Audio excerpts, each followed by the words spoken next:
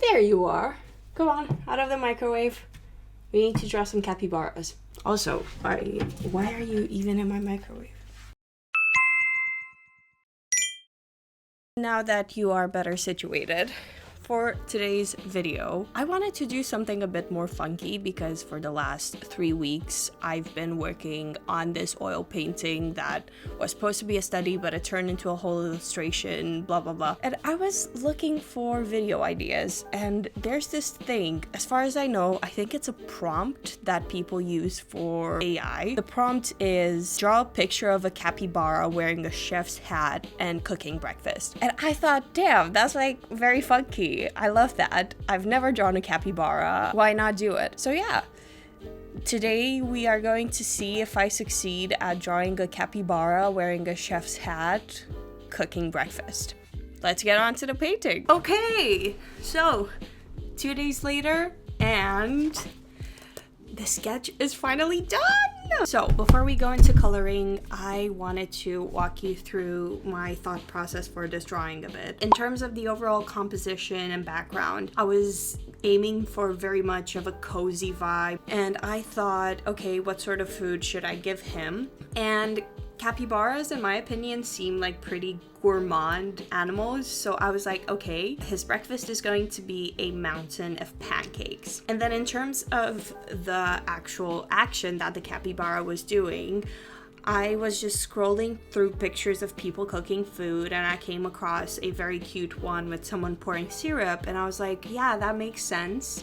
I can make my cappy pour syrup on this giant mountain of pancakes. But yeah, it was interesting just trying to simplify everything and learning how to draw this new animal without making it look very weird. The only thing that we need to do before we jump into color is clean the lines a little bit because they're still not as confident as I would want them to be. So yeah, let's do it!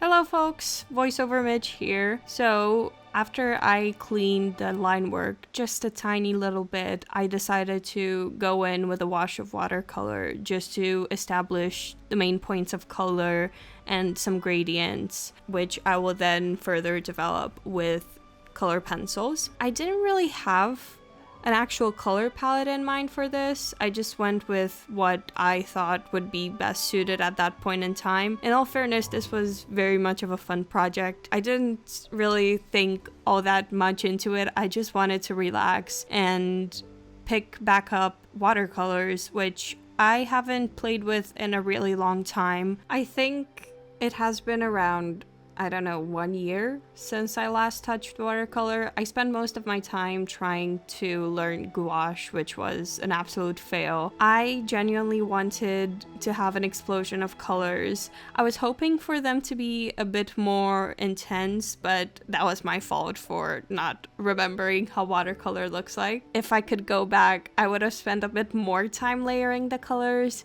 because I know that they would have turned out a bit more intense.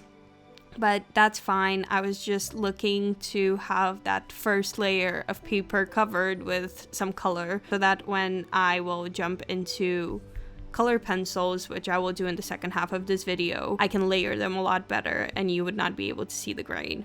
Now, when I did the cappy, you can see I put in a lot of water. This is just my style. I really like having those colors watered down and, in all fairness, a bit desaturated. But hot tip, if you feel like you've put way too much water in an area, don't waste it or don't wipe it. If you can, just use that as your little paint pot and redip your brush pen into that lump of water and redistribute it.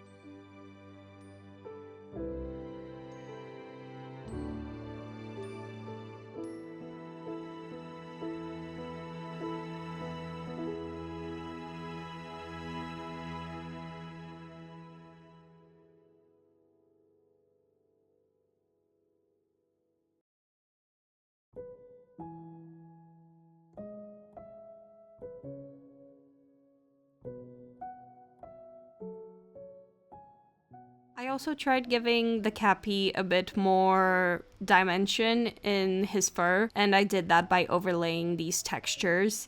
And the idea behind it was I didn't want some classical cell shading, even though I think in retrospective it might have suited the style of the illustration better. I wanted it to have a bit more texture because regardless of how much you push into the paper with your colored pencils, these marks of texture will still shine through because you're practically, you know, overlaying colors. I'm pretty happy with how it turned out for a quick sketch. I really recommend other people to play around with this as well because I feel like adding texture can be a very daunting task, but in reality, it might be a lot easier than you think. It's genuinely just about creating the illusion of detail rather than actually painstakingly putting in every little nook and cranny or every little speck of fur that a character has.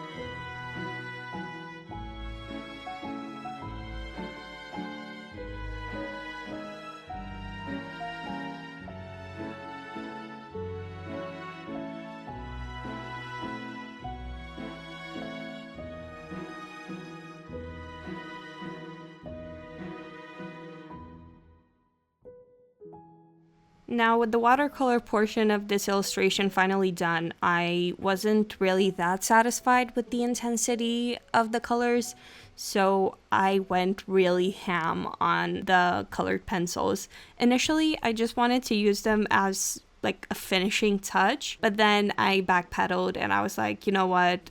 I want a bit more intensity because I feel like these colors feel a bit stale, and when I think of children's books, I think of very, very intense colors. So I did just that. I managed to tweak some of the colors. So here, for example, you'll see that I'm going in with grays when actually the watercolors that I used beneath to create the apron were more like, I think it was blue and purple, because I don't really like using black. It's just one of the, like, I don't like using pure black because it has been drilled into me from portrait painting. It's just the fact that when you draw realistic shadows, a lot of people are against using pure black since you don't actually have pure black in nature. But yeah, I would say overall, I really think that the colored pencils managed to bring everything together and managed to make some of the gradients a lot smoother while still keeping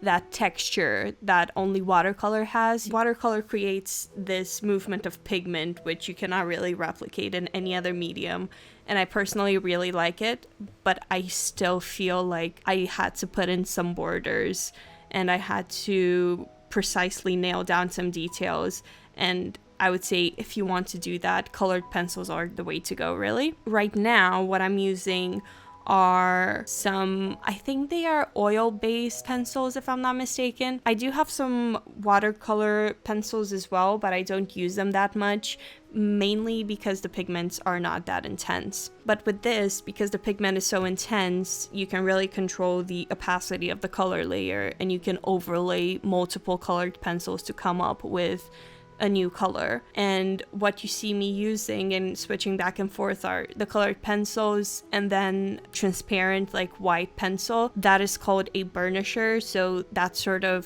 fills in all of those little pores of the paper and makes everything seem a lot more united. And yeah, I think that with the colored pencils, everything came together and I managed to fix some of the little mistakes that I made or some little watercolor slips. And I was overall very, very happy with where this was going, considering that I didn't put that much time into it. It was genuinely really fun to step back and try a new style.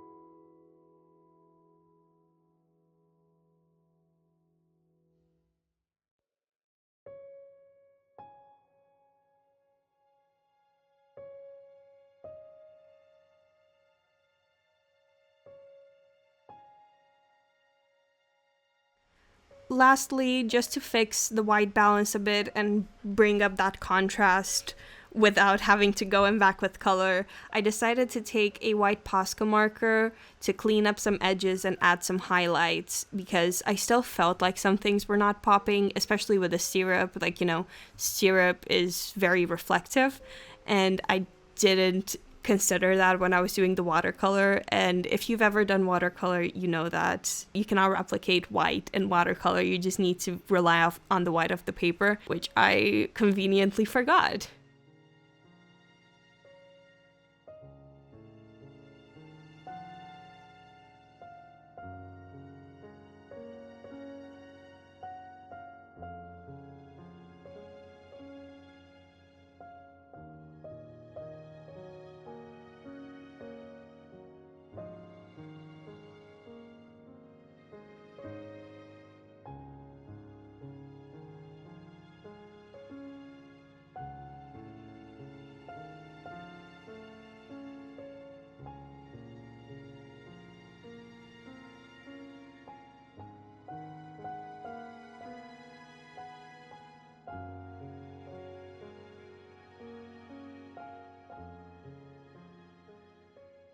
Hello my dears, and happy Friday, or at least it's Friday today when I'm filming this. I managed to put in the finishing touches of this piece right before I started work, and without any further ado, here is our little capybara chef.